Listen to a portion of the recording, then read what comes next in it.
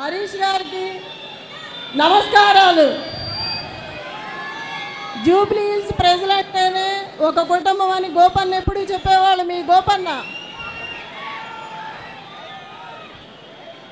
గోపీనాథ్ గారు ఎప్పుడు మహిళలకు అండగా ఉండేవాళ్ళు, సొంత ఆడబిడ్డలాగా చూసుకునేవాళ్ళు. ఏ కష్టం వచ్చినా అర్ధరాత్రి అయినా అపరాత్రి అయినా అన్నా అని పిలిస్తే మీ అందరి మధ్యలోకి వచ్చి నిలబడి సమస్య పరిష్కరించేవాళ్ళు. గోపన్నకి ఎప్పుడు మీ గోపన్నతో మీరు అండగా ఉండి అన్ని సమస్యలు పరిష్కరించుకునేవాళ్ళు. నన్ను కూడా మీ ఇంటి ఆడబిడ్డలా అనుకొని నాకు అండగా ఉండి ముందుకు నడిపించాలని, మీ అండదండలు ఆశీస్సులు ఉండాలని మనసారా కోరుకుంటున్నాను. ఈ కష్ట సమయంలో మీరందరూ నాకు అండగా నిలబడ్డారు. అదే అండగా ఇక ముందు కూడా ఉండాలని కోరుకుంటున్నాను. మీరు ఎవ్వరికీ భయపడాల్సిన అవసరం లేదు. పార్టీ మీకు అండగా ఉంటుంది. జై కేసీఆర్, జై తెలంగాణ, జై గోపన్న. अंदर बावनरा आप सभी भाई लोग बहन लोग सब ठीक है क्या? కొడుతున్నమ్మా జూబ్లీ హిల్స్ మళ్ళీ ఒక్కసారి గట్టిగా జై తెలంగాణ, జై తెలంగాణ. కేసీఆర్ గారి నాయకత్వం కారు గుర్తుకే. ఒక్కసారి కారు గుర్తు కొట్టేసిన వాళ్ళందరూ చేయి లేవట్టండి ఒకసారి గట్టిగా. పిడికిలి పిడికిలి చెయ్యి అంటే మొండి చెయ్యి కాదు, మొండి చెయ్యి డేంజర్. పిడికిలి పిడికిలి రెండు పిడికిల్లో दोनों दोनों हाथ उठाइए. जय तेलंगाना. కారు గుర్తుకే మాగంటి సునీత గోపీనాథ్ గారి కారు గుర్తుకే. మరి నేను వచ్చిన పని అయిపోయింది, పోవాలనా? ఇక్కడికి విచ్చేసిన గౌరవనీయులు మీ అందరి ఆశీస్సులతో 14 నవంబర్ నాడు మాగంటి గోపీనాథ్ గారి సతీమణి కాబోయే జూబ్లీ హిల్స్ నియోజకవర్గ శాసనసభ్యురాలు సోదరి శ్రీమతి మాగంటి సునీత గోపీనాథ్ గారికి, అట్లాగే వేదిక పైన ఉన్న వారి కుటుంబ సభ్యులు మాగంటి గోపన్న బిడ్డలు అక్షర, దిశర, వాళ్ళ అబ్బాయి వాత్సల్య, అట్లాగే మా తమ్ముడు జూబ్లీ హిల్స్ మాజీ శాసనసభ్యుడు వాళ్ళ కాలికి బల్పం కట్టుకొని సునీతమ్మ గెలుపు కోసం తిరుగుతున్న సోదరుడు పీజేఆర్ వారసుడు విష్ణువర్ధన్ రెడ్డి గారికి, అట్లాగే ఈరోజు షేక్పేట్లో ఇంత పెద్ద ఎత్తున ఇక్కడికి విచ్చేసిన ఆడబిడ్డలందరికీ, अन्नादम्मुलंदरिकी, जितने भी भाई बहन आप लोग यहाँ पे इतनी बड़ी तादाद में यहाँ पे शामिल है, आप सभी भाइयों को बहनों को मैं अपना सलाम पेश करता हूँ. मी अंदरिकी हृदयपूर्वకంగా నా నమస్కారం.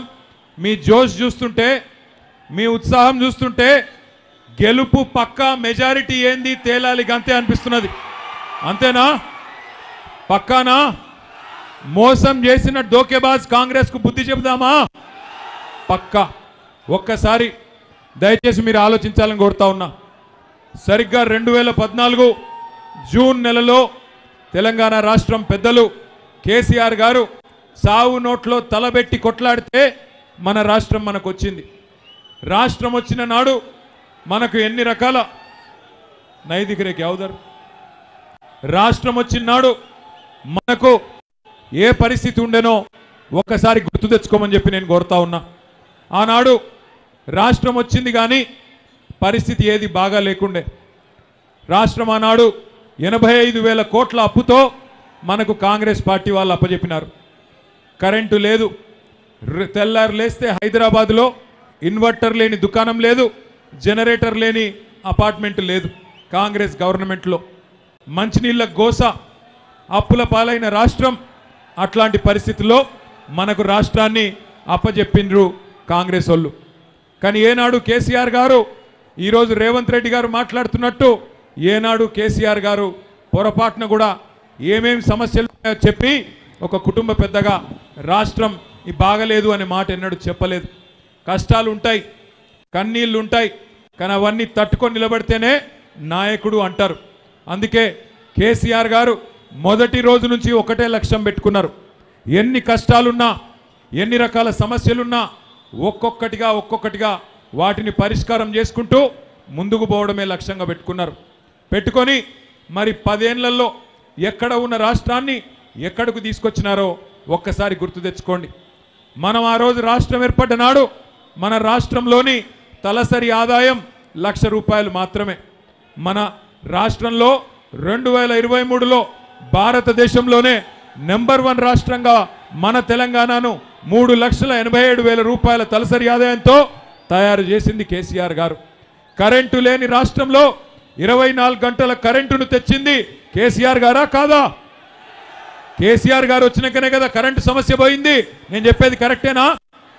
కరెంటు సమస్య పరిష్కారం చేసి, మంచినీళ్ళ సమస్య పరిష్కారం చేసి, గ్రామాలలో చెరువులు బాగు చేసి, గ్రామాలలో గోదావరిని కృష్ణను అక్కడి నుండి నీళ్లు తీసుకొచ్చి వ్యవసాయాన్ని బాగా చేసి, హైదరాబాద్లో ఇగో ఇట్లాంటి షేక్పేట ఫ్లైఓవర్ లాంటి ఫ్లైఓవర్లు ఒకటి కాదు, 2 కాదు, 42 ఫ్లైఓవర్లు, ఇగో ఇట్లాంటి షేక్పేట లాంటి బ్రిడ్జులు 42 ఫ్లైఓవర్లు కట్టి హైదరాబాద్లో ఇక్కడ అభివృద్ధి, పల్లెలలో అక్కడ అభివృద్ధి చేసి మొత్తానికి మన రాష్ట్రాన్ని భారతదేశంలో నెంబర్ 1గా నిలబెట్టింది కేసీఆర్ గారు. అన్ని రంగాలలో 1, 2 కాదు, చదువుకోవాలనుకునే పిల్లలకి 1000 గురుకుల పాఠశాలలు పెట్టి, 1022 గురుకుల పాఠశాలలు పెట్టి ఎస్సీ, ఎస్టీ, బీసీ, మైనారిటీ, అగ్రవర్ణాల్లో ఉండే పేద పిల్లలు అందరికీ కడుపు నిండా చదువు చెప్పింది కేసీఆర్ ప్రభుత్వం. పుట్టిన బిడ్డకు కేసీఆర్ కిట్టు, అట్లాగే పెళ్లి చేసుకుంటే షాదీ ముబారక్ కళ్యాణ లక్ష్మి పేరు మీద ₹1,116. ఆడబిడ్డ పుడితే 13,000 ప్రభుత్వ ఆసుపత్రిలో, మగబిడ్డ పుడితే ₹12,000.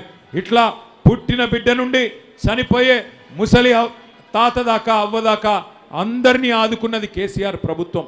₹200 ఉండే పెన్షన్ కాంగ్రెస్ ప్రభుత్వంలో దానిని ₹2,000 చేసింది కేసీఆర్ గారి ప్రభుత్వం. ప్రతి